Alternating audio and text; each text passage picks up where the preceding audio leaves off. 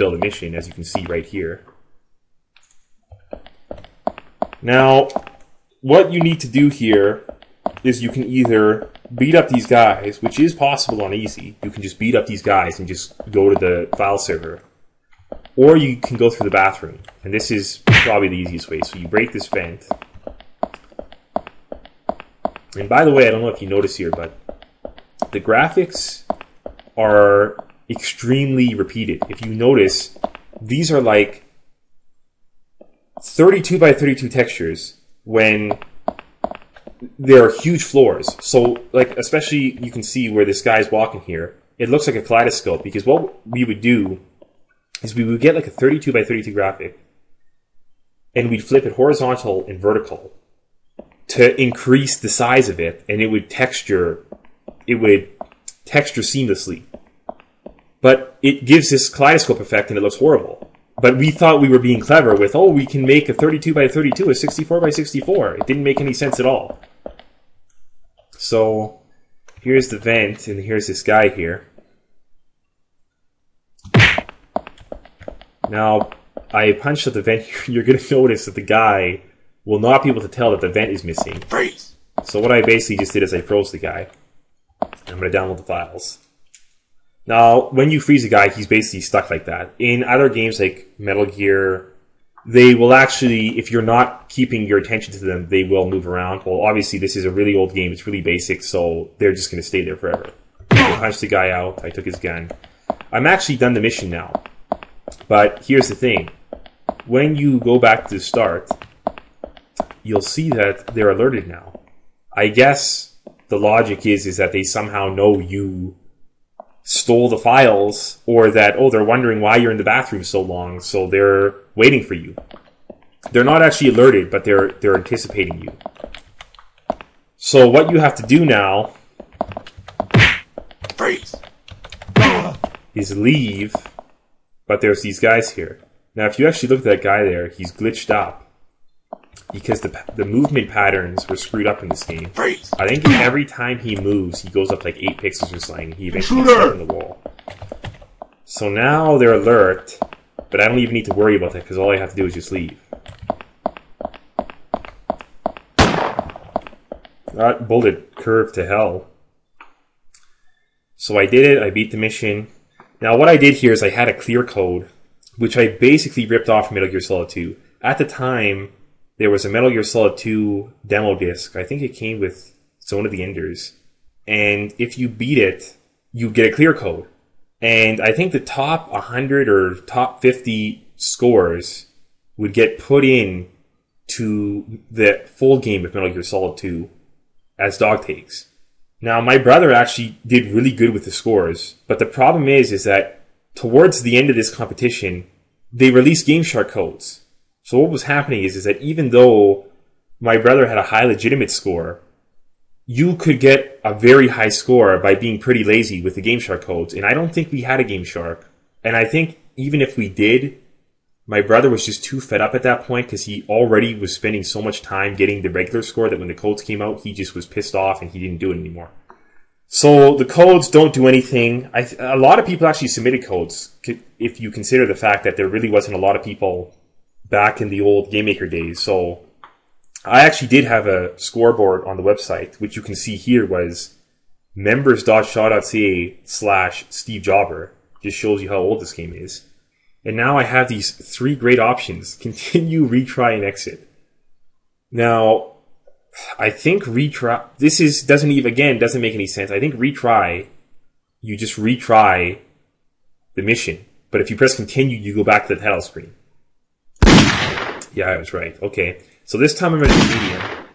Moderate, I should say. And it's the exact same as the last one, except you now have to get the briefcase. Now, it's actually not any more difficult to do this than it is easy, assuming you don't massively screw up, because all I have to do is punch out Mr. Smith and take the suitcase and I'm fine. So I'm going to go back to the top here again. I'm actually going to do this different here. Knock this guy out. And then I'll get this guy. Freeze! Now up here you can see two guys. If you do this quick enough, you can actually get both of these guys. Oh, I'm screwed. Oh, I did it. Okay. Now, there's basically no enemies left in this mission. I think there's only 2 more enemies left. So I got the data. Now these guys are going to be waiting for me again. Now there's actually a strafe feature in this game, which is going to come in a little bit handy. But the shotgun will basically kill these guys in 1 shot, I think. No, 2 shots. And I'm basically done the mission now. As you can see up here, the enemy sprites are over the wall. What I actually did is, because again, this is Game Maker, 4.3, to save on processing, I essentially made 1 large image for the stage. So this stage is just 1 big image, which is the walls, the floor, and everything. The only thing that aren't a part of that image are things like the grate and the tables and stuff like that. So that's why the enemies appear over it, because in order to appear over the floor, they have to be above it, but then that also means they're above the wall. So I'm going to leave here. Great job.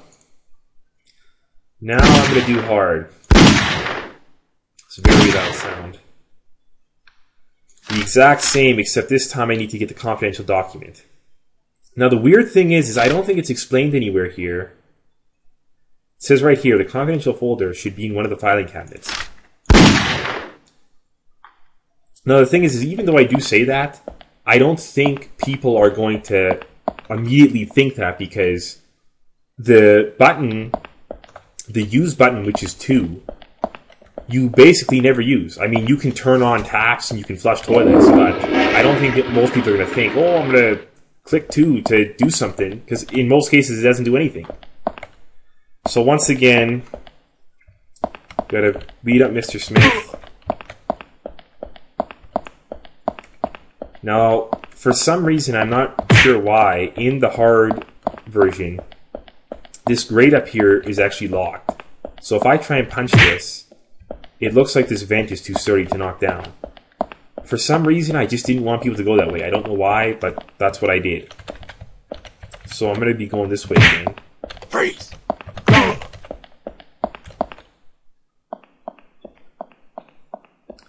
Now, in the previous missions, I never actually had to go here because Freeze! the filing cabinets were not necessary. They weren't a part of the mission. And you can actually see there's 6 here. I think there's, 6? Yeah, there's 6 filing cabinets here, and there's, I think, 3 up there. And the document can appear in any one of these filing cabinets. Okay, I got it. Now all I have to do is download the files. I'm going to do the same tactic I did before. Punch both these guys out. Well, I screwed that up. He's here! I'm screwed. Yeah. Now, as you can see, the death animation made no sense whatsoever. The guy, that was what happened. I don't think I made a on the ground sprite for Gage. So I just had him stand and the screen just goes over. But it was even more stupid because you can still kind of control him a bit when you die. It made, again, this was just another thing that I just wanted to quickly do. I just threw it in there. I said, oh, I have to kill him somehow. This is how I'm going to do it. So let's retry this.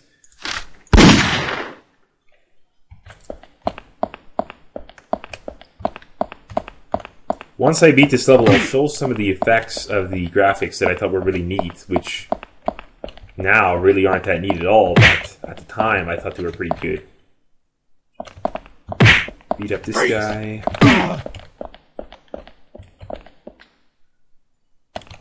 Now, I talked about on the website how you can play this stealth or you can play it action.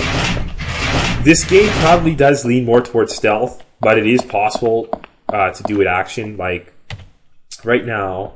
Well, see, here's the problem. I'm playing on hard, and I only have 6 bullets. 6 bullets, and 6 bullets really isn't going to do me much. So what I'm going to do is knock this guy out. Got them both this time. Download the files.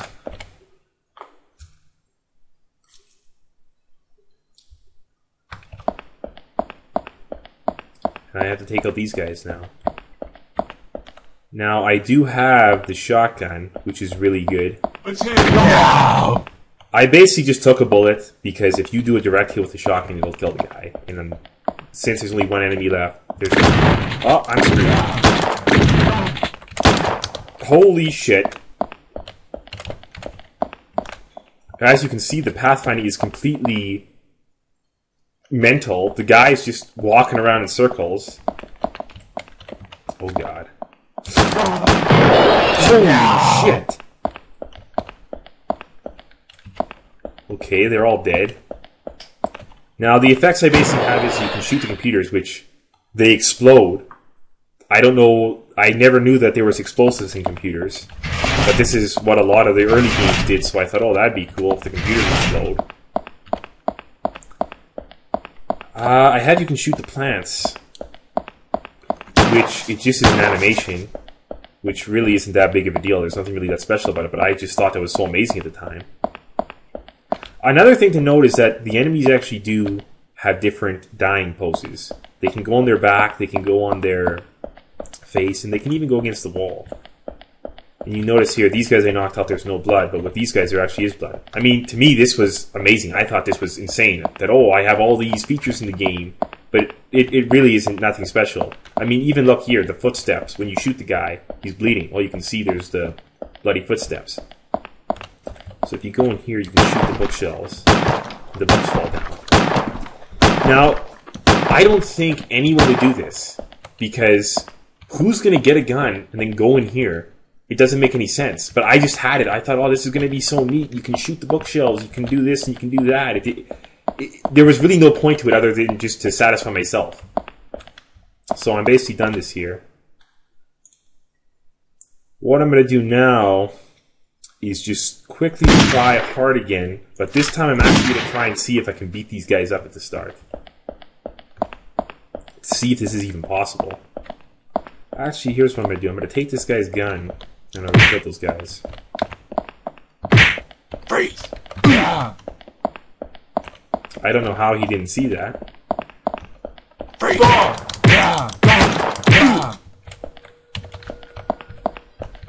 So what I'm basically doing here is this guy's backwards, so I can just get a free shot on him.